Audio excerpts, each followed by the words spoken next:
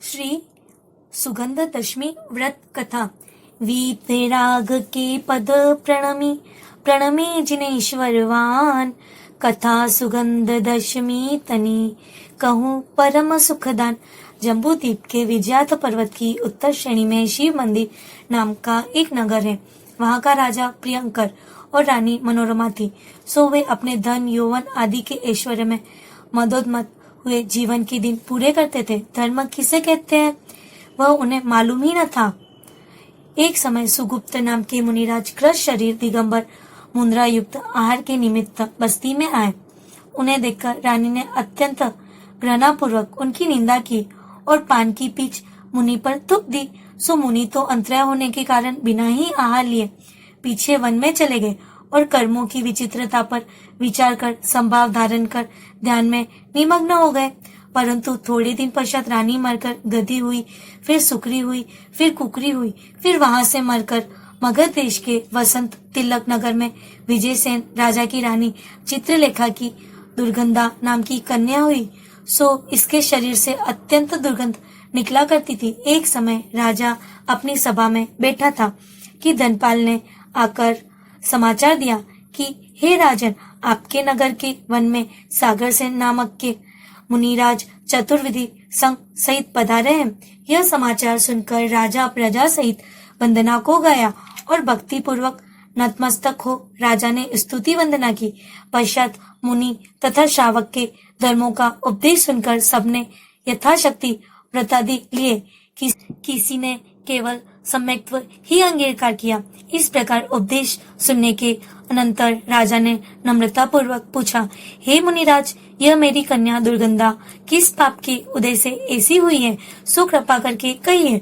तब श्री गुरु ने उसके पूर्व भवों का समस्त वृत्तांत मुनि की निंदादि का कह सुनाया, जिसको सुनकर राजा और कन्या सभी को पश्चाताप हुआ। निदान राजा ने पूछा, हे प्रभु, इस पाप से छूटने का कौन सा उपाय है? तब श्री गुरु ने कहा, समस्त धर्मों का मूल सम्यक दर्शन है। सो अरहंत देव निर्ग्रंथ गुरु और जिन भाषित धर्म में श्रद्धा करके उनके सिवाय अन्य रागी द्वेषी देव देशी गुरु हिंसामय धर्म का परित्याग कर अहिंसा सत्य आचौर्य ब्रह्मचार्य और परिग्रह प्रमाण इन 5 व्रतों का अंगीकार करे और सुगंध दशमी का व्रत पालन करे, जिससे अशुभ कर्म का क्षय होवे। इस व्रत की विधि इस प्रकार है कि भादो सुदी दशमी के दिन चारों प्रकार के आहारों का त्याग कर समस्त ग्रहारंभ का त्याग करे और परिग्रह का भी प्रमाण कर जिनालय में जाकर श्री जिनेन्द्र देव की भाव सहित अभिषेक पूर्वक पूजा करे, सामायिक स्वाध्याय करे, धर्म कथा के सिवाय अन्य विकथाओं का त्याग करे, रात्रि में भजन पूर्वक जागरण करे। पश्चात दूसरे दिन 24 तीर्थंकरों की अभिषेक पूर्वक पूजा करके अतिथियों मुनि व श्रावकों को भोजन कराकर आप पाना करे, चारों प्रकार दान देवे। इस प्रकार 10 वर्ष तक यह व्रत पालन करे। पश्चात उद्यापन करे, अर्थात चमर छत्र घंटा जारी ध्वजा आदि 10-10 उपकरण जिन मंदिरों में बैठ देवे और 10 प्रकार के श्रीफल आदि फल 10 धर के श्रावकों को बांटे। उद्यापन की शक्ति न होवे तो दूना व्रत करे। उत्तम व्रत उपवास करने से, मध्यम कांजी आहार और जघन्य एकाशन करने से होता है। इस प्रकार राजा प्रजा सबने व्रत की विधि सुनकर अनुमोदना की और स्वस्थान को गए। दुर्गंधा कन्या ने मन वज्र काय से सम्यक्त्व पूर्वक व्रत को पालन किया। एक समय 10वें तीर्थंकर श्री शीतलनाथ भगवान के कल्याण के समय देव तथा इंद्रों का आगमन देखकर उस दुर्गंधा कन्या ने निदान किया कि मेरा जन्म स्वर्ग में होवे। सो निदान के प्रभाव से यह राजकन्या स्वर्ग में अप्सरा हुई और उसका पिता राजा मरकर 10वें स्वर्ग में देव हुआ। वह दुर्गंधा कन्या अप्सरा के भव से आकर मगध देश के पृथ्वी तिलक नगर में राजा महिपाल की रानी मदन सुंदरी के मदनावती नाम की कन्या हुई। सो अत्यंत रूपवान और सुगंधित शरीर हुई और कौशंबी नगरी के राजा अरिध मन के पुत्र पुरुषोत्तम के साथ इस मदनावती का ब्याह हुआ। इस प्रकार वे दंपति सुख पूर्वक कालक्षेप करने लगे।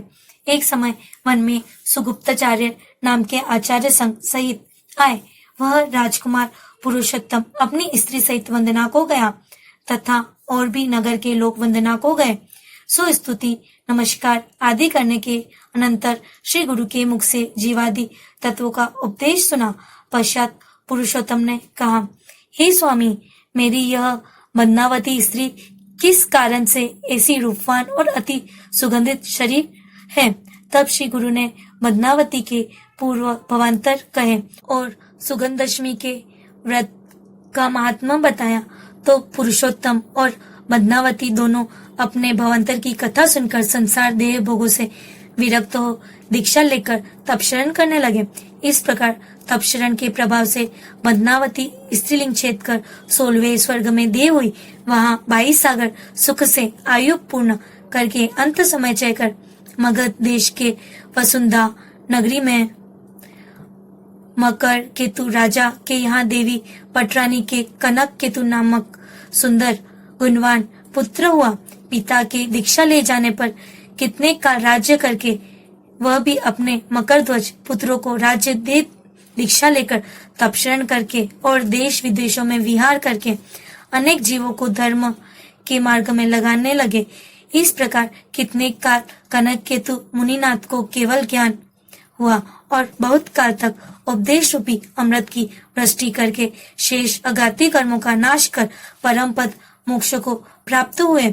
इस प्रकार सुगंध दशमी का व्रत पालकर दुर्गंधा भी अनुक्रम से मोक्ष प्राप्त हुई। तो भव्य जीव यदि यह व्रत पाले तो अवश्य ही उत्तमोत्तम सुखों को पावे। सुगंध दशमी व्रत कियो दुर्गंधा ने सार, सुर नर ने सुख भोग में अनुक्रम गई भव पार। जय जिनेन्द्र।